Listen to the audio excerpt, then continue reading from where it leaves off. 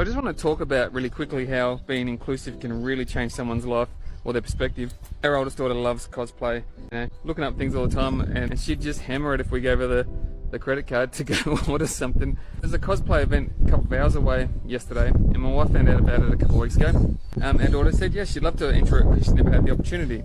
So my wife spent a fair while creating a costume for her, and it looked really awesome. And getting close to the event, our daughter was excited, but she was getting nervous. So my wife dressed up as well, and our youngest daughter dressed up in costume as well to support her. So beautiful. Getting to the day yesterday, and our oldest daughter again was talking about how she's a bit nervous. She doesn't know if she can talk when she has to tell the judges who she is and what she does. My wife mentioned this to one of the judges as we rocked up. Instead of being dismissive like a lot of people would be, where they're like, oh well, these are what they have to do if they want to win or if they want to compete, they literally said to our daughter, and that's okay. If you can't talk, maybe someone else can talk for you. If you don't want to, that's okay. We can just look at the costume. And sure enough, when we got up to the judging part, our daughter was a bit nervous, but she started telling about the costume, this Five Nights at Freddy character. The judges started talking about that character and how it was a top tier character and using all this language from the fandom. All of a sudden, our daughter, you could just see her body language change, and she started being really like a bit more relaxed and talking about it and easing into it. And then one of the judges even offered us some materials and they were telling her how they do it, and our daughter just lit up.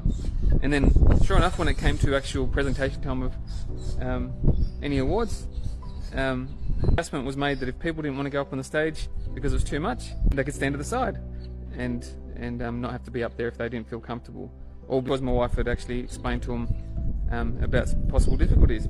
And lo and behold, both our daughters got third place in their respective categories, and like it was a really proud mum and dad moment because of all those adjustments that were made and the inclusive sort of language and just the connection that was being made because they took time to show interest in our daughter and connect with her interest and make adjustments on how she could interact.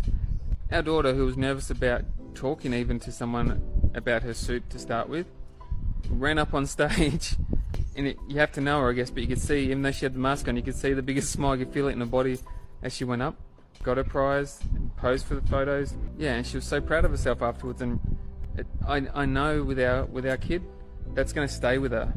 You know, people don't get it, that being inclusive and encouraging and kind to people will stay with them for the rest of their life. Whether you remember doing it or not, it'll stay with them. Just as importantly, being an asshole, being not inclusive, being horrible to someone about their interests or their needs, that'll also stay with them.